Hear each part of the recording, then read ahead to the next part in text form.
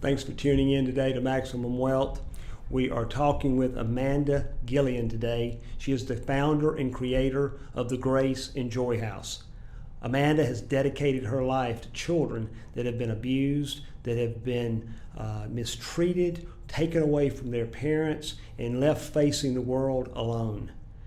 She has got an amazing story. She has an amazing mission, and we think that you will enjoy hearing what she has to say. Thank you for joining us today. Good morning, this is Doug with Maximum Wealth. Thank you for joining us today. We're here with Amanda Gillean, the founder and overseer, so to speak, of the Grace and Joy House. And we're very honored to have her here today. We wanted to speak with her about what she's doing and the efforts that she's making to help children and to help families, help parents as well, but it's mainly focusing on the children here. And I'm going to introduce you to her now, and thank you very much for coming today. Thank you for having me. Well, absolutely. We're excited about getting some information from you and how that can relate to what we do at Maximum Wealth, and how we can help to come together in a way to assist you guys in doing what you do. And so tell me a little bit about you and Grace and Joy House and how this came about, and just in your own words, because I know it's a passion of yours. So Absolutely. help us to learn about that. Okay, well, thanks again for having me. Absolutely. And I am an adoptive mother. Okay. And I think once you get into your eyes are open to Right. the vast needs of children and what so many children go through, it's hard to look away. Sure. I think that's where it came about with me, just wanting to do more, knowing with my girls and seeing what they went through, and knowing that there's so many more like them. Right. That you just want to do more. Sure. You don't want to stop. And it comes to a point where Kara and Kylie made my 4th and 5th children. So that's a lot. 5 children's a lot. 5 is a lot. That's right. Sometimes one's a lot. Yeah, that's true. So, I know I can't just continue to adopt. Sure. And I wanted to, my passion was to help the hurting children and to find another avenue that I can continue to do that. So you have 2 adopted children, but you have 3 that are your own. Biological, yes. Okay. Yeah. All right. So now you've got this passion to do more for children. You've adopted as many as you want to adopt, or that you can adopt, so to speak, just from the workload. The next question I have is how did this come to reality? There was a lot of work that had to be done. What was it that got you, up and moving to do everything that was involved in putting this house together? So, and kind of go into what this house is about and what you guys do. Okay. Well, it came about as a dream of just knowing that I wanted to do more and do some type of children's home. Okay. I remember, a lot of prayer, a lot of seeking, the Lord and His Word and what to do. The Bible tells you to seek wise counsel. So I remember reaching out to Danny Knuckles, who was at the time the acting director over Whitfield and Murray County. Okay.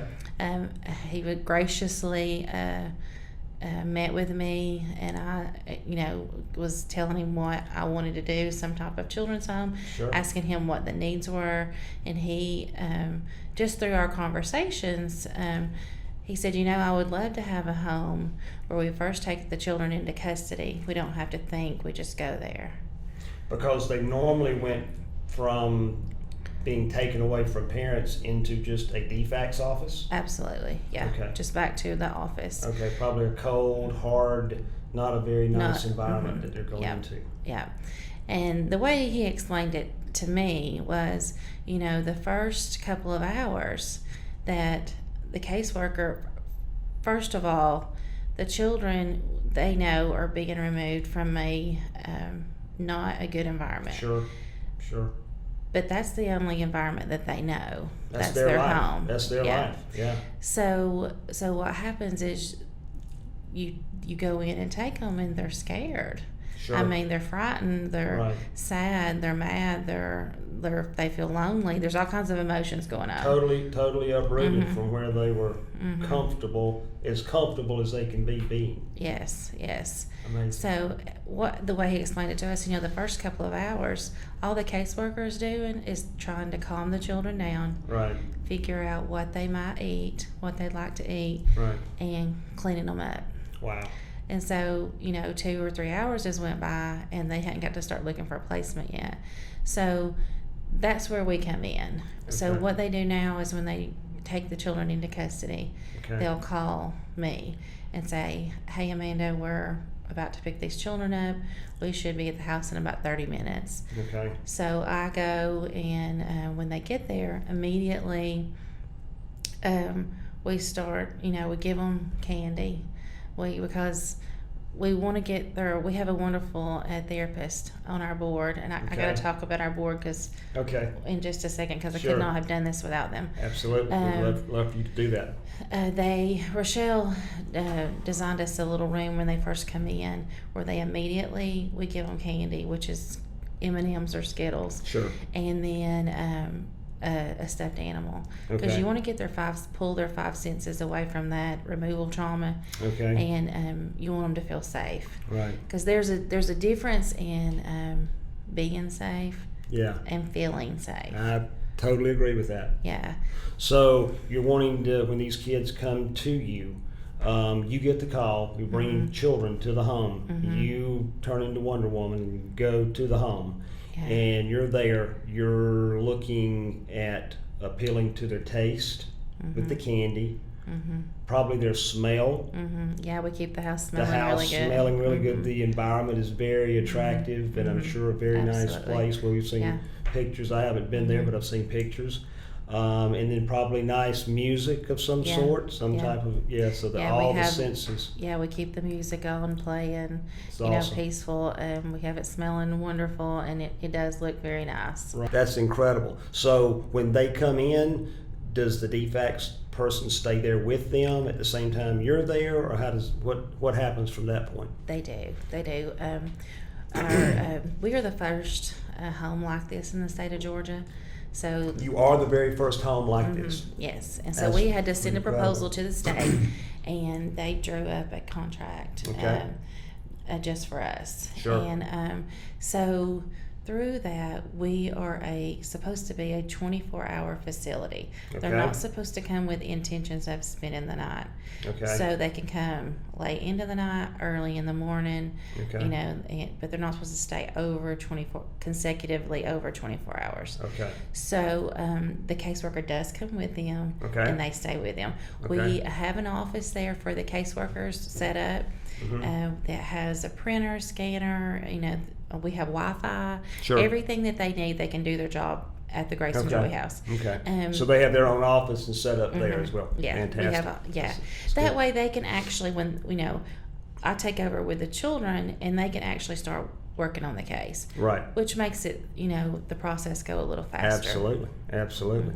So how long on average I know they can't spend the night there, but is there consecutive days on average that these kids will be with you during the days, or are they moved pretty quickly to a home? Most of them are placed fairly quickly. Anywhere from 2 to 8 to 12 hours, somewhere along in there. That's pretty fast then. Yeah. Yeah. Sometimes the teenagers are a little harder to place, and they, if they can't find them somewhere, they may have to go to a hotel with a sitter with a state. And then a lot of times they'll come back to the Grace and Joy House the next day, and then they'll start the process over of trying to find them somewhere the next day. Now, you've been in existence since September of 20. So we're only looking at about 9 months, 10 months.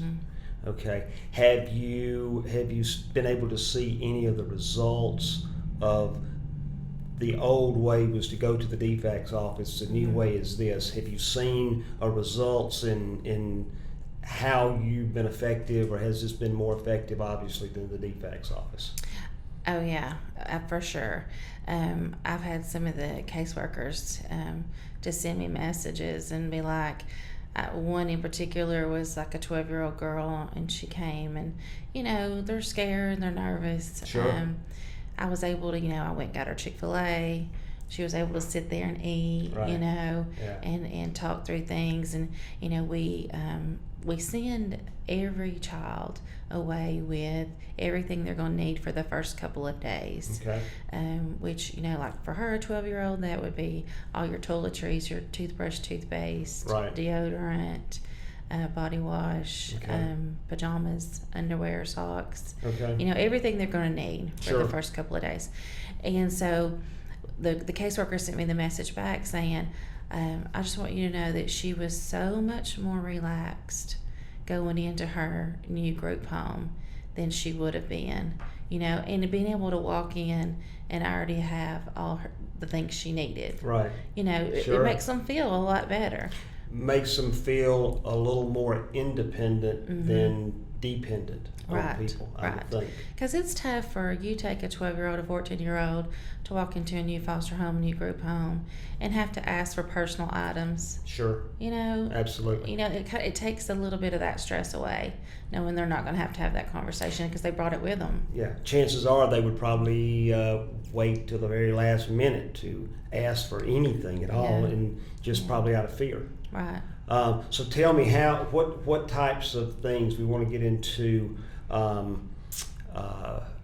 how you can be assisted, what can happen from a volunteer standpoint for you guys to help you with providing for these children when they come to your home.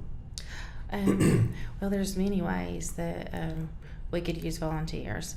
If you're involved with a church or a different organization, or even maybe your workplace Okay. would like to do some type of drive to take up, let's say you want to do a month and you take up pajamas Right. for us, because we want to Right. give them new pajamas. Sure. We're not wanting to give them raggedy out. Right. We Yeah. want to give them some new. No, we would like for them to have all new stuff. These kids Yeah. have been put through enough, Yeah. just in the lives they've had to live. They deserve Yeah. the best. Absolutely. And so when they come through there, I would know that you would want them to have the best as far as their clothing or what they leave the Grace and Joy House with. Yeah, yeah. So if your organization or church or workplace would want to, set a month aside to take up pajamas or socks or, underwear, Sure. that type of thing. Those are always needed. Okay. Toiletries, Okay. that type of stuff.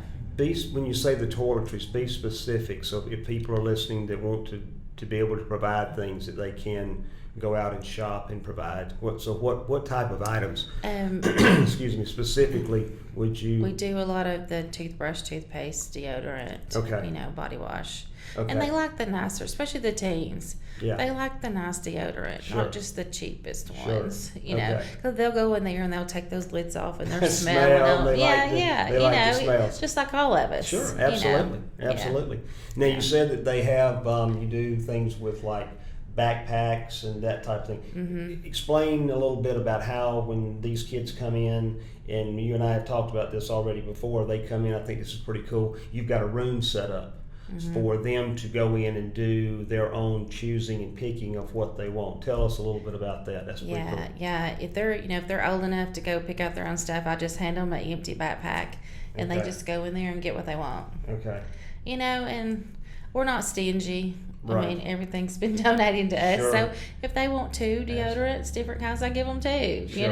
Absolutely. If Absolutely. it's as far as the body wash, I let them pick out what kind they want, the shampoo, the Right. conditioners, Right. we have it all there. Anything that they might need. And yeah, I just give them an empty backpack and I just let them go. That's awesome. It feels like they're kind of shopping for their own stuff. Sure.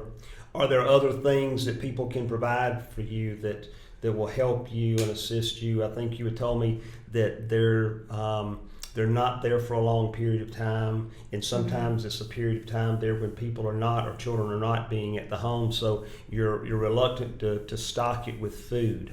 Yes. What's Yes. the protocol on people that want to donate food or donate ways to get food for you? Because it is sporadic, and the children come at different times Right. a day, different it is hard to keep food. Sure. As far as we found that the best thing to do is just try to keep gift cards to Okay. different fast food restaurants, Okay. and then just go pick them up what they want. Right. So That anyone makes it a wanting to lot volunteer easier. to bring things, just go buy a bunch of gift cards and Yeah. bring them by. Yeah, I'll send them to yeah, you. gift cards Okay. are great. Fantastic. Yeah. And a lot of times we send, like for instance, a few weeks ago we had a young man that was brought to us in the wee hours of the morning. Okay. He was going to be, DFACS had to take him because Okay. they were not from here. Okay. And but he had extended family coming to get him Okay. from South Georgia. Sure. So while he was there, he slept almost the most of the day, which where the beds came in. The beds Sure. come in handy. I mean, Okay. it's really nice. So this is like a And- regular home. You've got Oh, bedroom, absolutely. you've got Yeah. the bathrooms, the kitchen, the dining rooms, all the little areas. It looks just like a normal home. Oh, And yeah. maybe we can get some pictures and put up on this video that we're doing here so people Yeah. can actually see what that home looks like. We'll try to do that. Yeah, absolutely. Yeah, because a lot of times the teens come in and they want to take a shower. Sure. Because you've just Sure. given them this bag for all this new Yeah. body wash and They shampoo wanna and use it, don't deodorant. they? They want to go in there and use it. Yeah, Yeah. So absolutely. yeah, we're like, sure, go ahead. Yeah, But that's awesome. but this young man here in particular, he wasn't going to stay in DFACS custody. He just had Okay. to be there until his family could get Right. there to get him. Right. So, like even the gift cards there, when they got there, I knew they were going to be traveling back. So Sure. I sent gift cards with them, Perfect. to eat on their way home. Absolutely. We have a lot of times when they first bring the foster parents come and get the children, it's a hard time those first Right. couple of days. We want to Right. be able to give the foster parents, so here, don't worry about That's dinner right. tonight. Go Yeah. pick up something. You're about helping people. Yeah, absolutely. That's awesome. I think you said you wanted to maybe go into a little bit about these board members and tell about them. Yeah, So absolutely. I'd love to. I think this would be a good time to do that if you want to do that. Yeah. Well, I have Dave Hasty as our president, Okay. and he was a former caseworker in Murray County, Okay. and they also have an adopted son through foster care. Okay. We have my husband is on our board as well, and he's our vice president, Robert right. Gillean. And then we have Debbie Thornton as our secretary, and then we have Brad Ramsey at First Community Bank Okay. that does our financials. Okay. And then we have Ray Shira, that's the licensed clinical therapist Okay. I was telling you about, and Jolie Hasty, who's an educator. Okay. Melissa Parks, who is a nurse practitioner. Okay. And then we have Lane Haley, that's our attorney, Okay. that was also adopted himself. Oh wow. So adoption that? runs through our board. So you've a got lot. the application for adoption and what all these children have gone through, and now they are adults, and now they're on the board, and they've actually got real life experiences with what these kids are going through that you're having to work with and communicate with and help, and that's Yeah. a tremendous offer to the community and to the world to be able to do that, which leads me to what is the future? What do you see happening with this, with the Grace and Joy House? Well, because it is brand new and we are learning as we go, we're definitely seeing a lot of needs. Okay. We would love, for more counties. We've had other counties reach out to us Right. about doing something similar, which would be wonderful, because Okay. I believe all counties need it. The kids need it. No doubt. Yeah. Absolutely no doubt. And then maybe because we see so many that end up having to go into a hotel in Sure. the state, that we may venture into maybe some overnight Okay. things, which would go back to the state and have to change our contract Right. for that. Right. But that's a great need. Absolutely. So that's I can see something that. we're concerned about, something we would Well, like to help with. Not to interrupt, but when you bring those kids into that house and they're there for 6 or 8 hours or 5 or 6 hours, however long it is, and then you have to again uproot them and take them over to a hotel and then come from the hotel back over the next day, maybe, I guess is how that would work. That is a lot of transition there for them in addition to what they've already had go through. So that's a big thing I think would help to be able to spend the night. That's exactly right. Do you see an expansion as far as additional houses? Maybe would you be the one to help promote that, or do you just think sharing the idea and getting other people involved to do that? I think it's something that we are interested in as our board, because we've discussed it a lot. Okay. Maybe adding another, if we decided, to go back and look into that, in the future and become an overnight facility, it would probably be a separate facility than what we have now. Okay. How would you recommend for people to get involved? Do you do as far as volunteers, as far as donations, as far as opportunities for people to help with your house here? Do you have any suggestions or ideas on how they can do that? As far as any donations or anything, you can go to our website. It's graceandjoyhouse.com. Okay. There's a donate button on there. If you want to, that makes it easy if they just want to donate something that way. Okay. Also, we have a P.O. box at the UPS store. Okay. Which is, the address is also listed on the website. On the website. If they want to just put something in the mail, put some gift cards in the mail. Sure. We don't put our physical address on anything, just just being precautious. Sure. Just you just never know. I completely understand that. Understand. Give us that website one more time so we would have that. graceandjoyhouse.com. And that's all one big long word there. Yeah. graceandjoyhouse.com. We will definitely check that out and promote that from within our organization here. Here at Maximum Wealth, we are always, focused on people and their lives, but there's a thread that runs through all of that, and it's unfortunately called money. And we all have to deal with the money aspects of it, and this is something that the Grace and Joy House needs as well as money. And we wanted to mention the fact that it is a private organization. It is not a public organization. And so private donations are welcomed, encouraged. It is a 501c3 organization, so your donations and your contributions will be deductible. Yeah. And I believe you can check me on this with your CPA, but I think you can actually deduct up to 50% of your adjusted gross income in charitable contributions for 2021.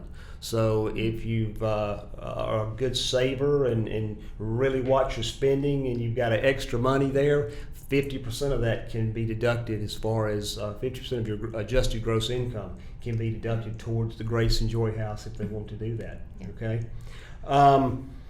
Let's see. The next section here I want to go into is at Maximum Wealth. We have made an acronym out of wealth, and wealth is a lot of times taken in as just looking at money, and we do look at the money aspect of it, but we have promoted the concept of using an acronym, and with the W standing for work, the E standing for education, the A standing for authenticity, the L standing for liberty, the T standing for time, and the H standing for health.